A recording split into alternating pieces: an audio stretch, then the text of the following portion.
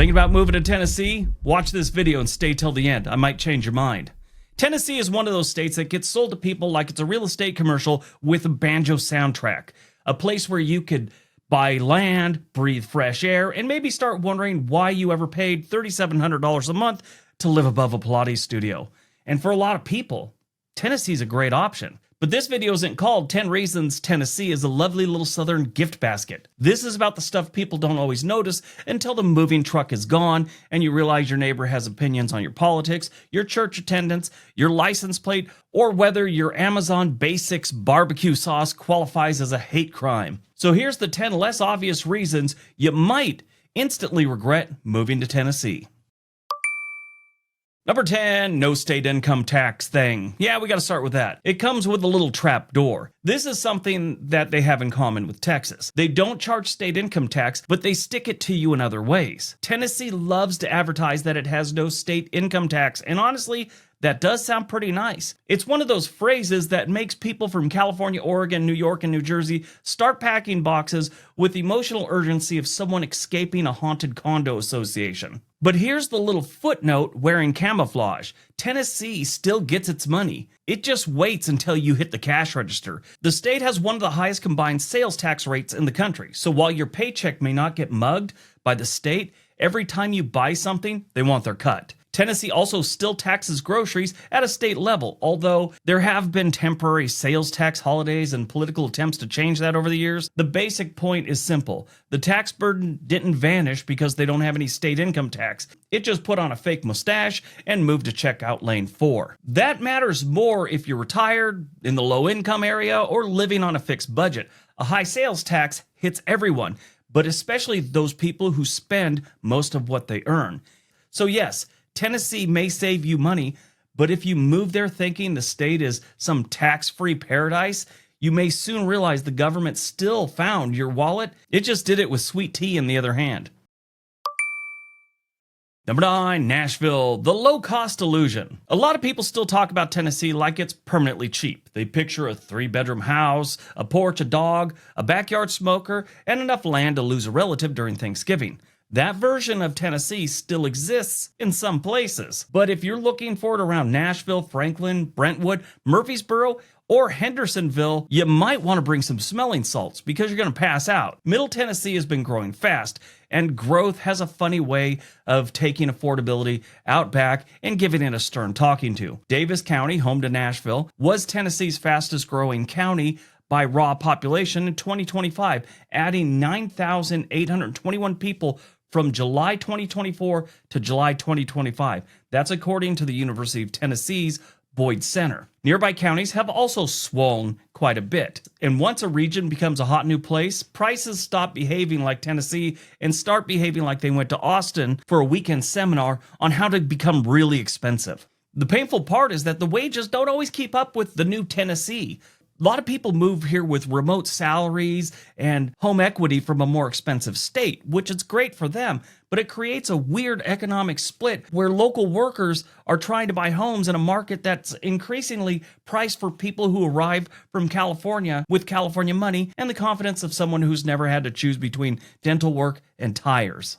So if you're moving to Tennessee for affordability, be careful where you land. Nashville might be great for the live music, the hot chicken, and a housing market that whispers, "Surprise, I'm now Denver."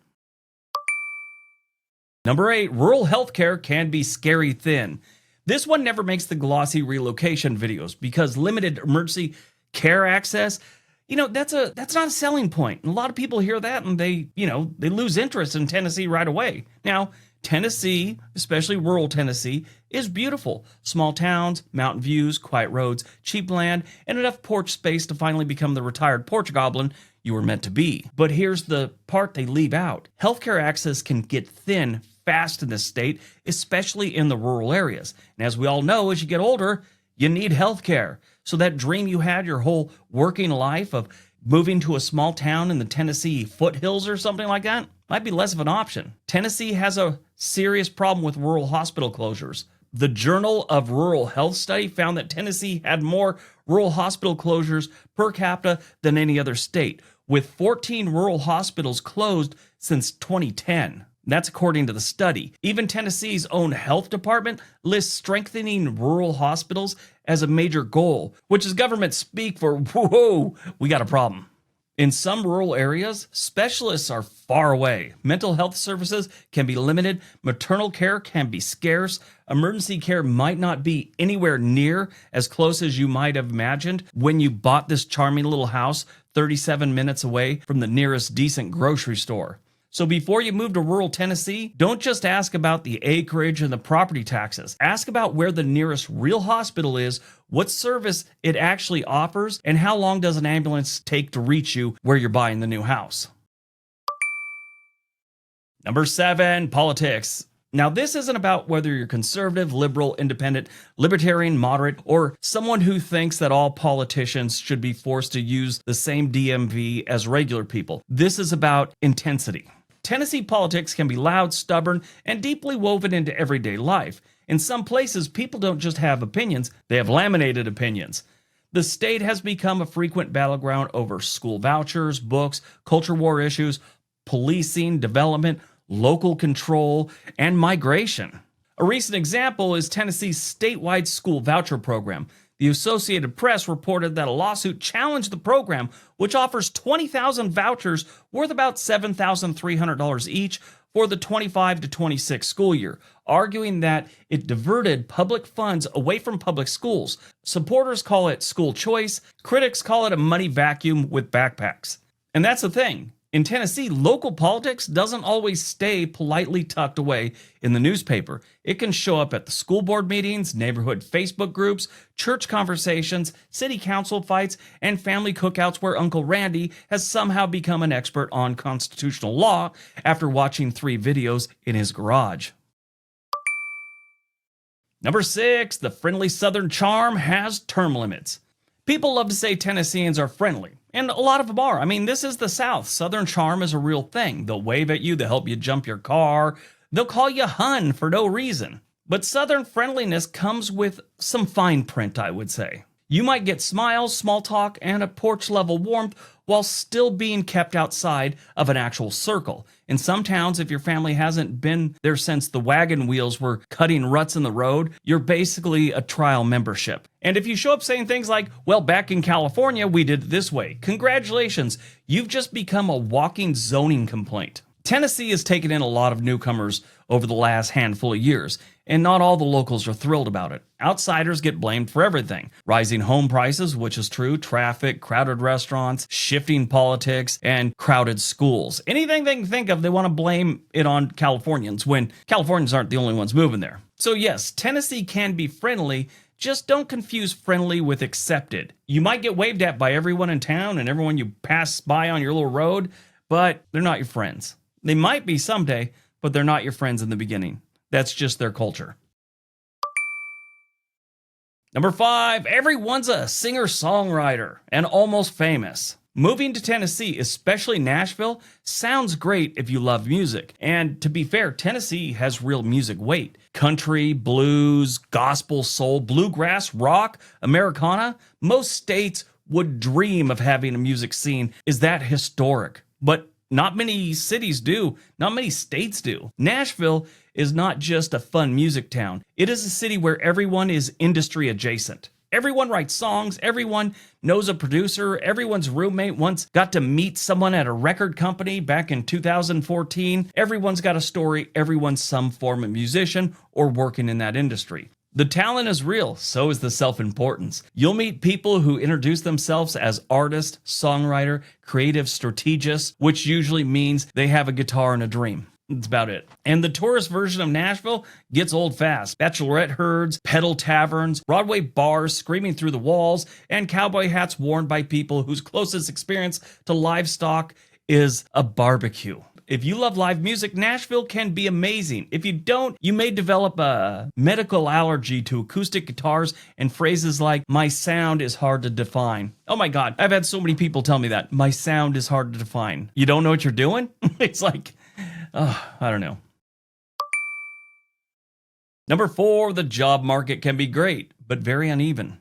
Tennessee's economy has a lot going for it. Nashville has healthcare, entertainment, tourism, education, corporate jobs, and tech growth. Knoxville has the University of Tennessee, Oak Ridge is nearby, and a growing professional scene. Chattanooga has reinvented itself better than a lot of other mid-sized cities. Memphis, it's a problem, but it's also a major logistics hub because of geography. It's almost like someone said, here's all the logistics industry you need, try not to screw it up. But the opportunity map in Tennessee is uneven. Some newcomers assume Tennessee is one big job boom with barbecue. It's not. The strongest opportunities are often clustered around the major metros. If you move to a small town because the house is cheap and it's your dream house, you got all the problems I've already explained. Plus, you might be an hour drive through nice country to get to your job in Nashville or something like that. Now, obviously, remote workers can dodge this issue, but only if their job stays remote. And that's a dangerous little game because a lot of companies are dragging people back to the office. The worst part about that, a lot of people got used to not wearing pants while they work. The other problem is wages. Tennessee can be affordable compared to coastal states, but in lower wage areas, the cost of savings doesn't always magically even everything out. So before moving, don't just look at the home prices. Look at the wages in your field. Look at how many employers are actually hiring. Look at whether you can change jobs without leaving town. Because a cheap house in a weak job market can become a financial quicksand with a porch swing. Number 3, education quality can be a mixed bag. This is one of those topics that gets people emotional because schools are personal, especially if you have kids. Everyone wants to believe their school district is doing great, their kid's school is special, and the problems are always somewhere else. And that's adorable. Also, sometimes false. Schools have a bad habit of telling you that their school is the number one in something. The thing is this, nationally and in states, they have about 1,000 different categories a school can be doing great with. So it's almost like they made up a bunch of things so someone could grab one and run with it. But sometimes schools do good and they have something to promote. But if you notice, every school has something to promote or to, put on their trophy shelf. We're number one in this. It's a sales pitch.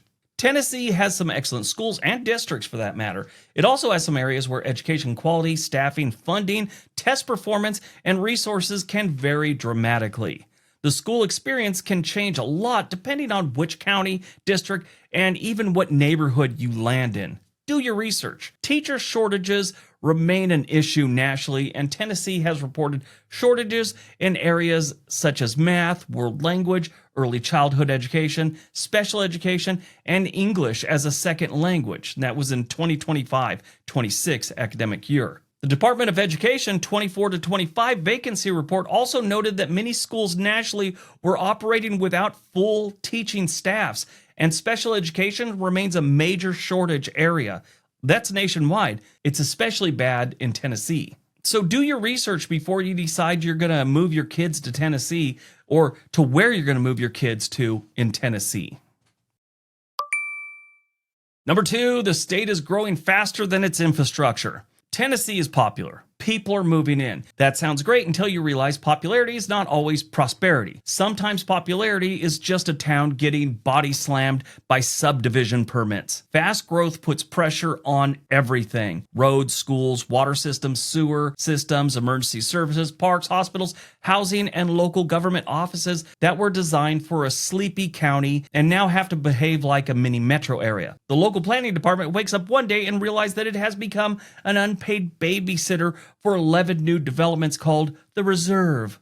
This is where newcomers get surprised. They move somewhere expecting small town charm, then they watch the farmland turn into beige houses with black trim, a Dollar General, a car wash, and a storage facility. Nothing says progress like removing 80 acres of trees so people can store Christmas decorations in a climate-controlled bunker. That happened not too far from my house. When we first moved here, there was this huge vacant lot. It wasn't vacant. It was just, it's not vacant. Sounds like it was a bad thing, like broken down cars in there. No, it was beautiful. It was owned by someone. It was maintained.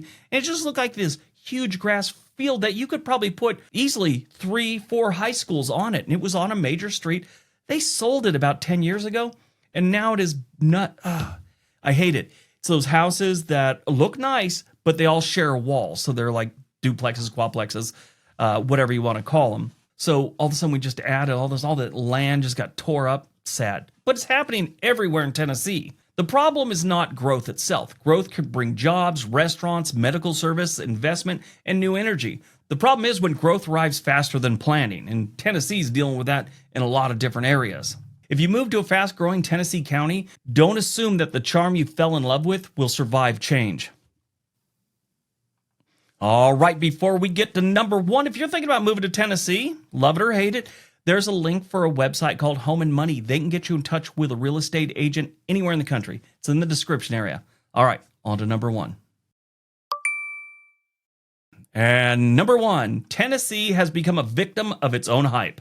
Now, this is a big one. Tennessee has spent a lot of years being marketed as an escape hatch. Escape high taxes, escape expensive housing, overregulation, coastal chaos, escape whatever state you currently blame for your high blood pressure. And if my comments are correct, you people don't like the way I say escape, and that may be raising your blood pressure.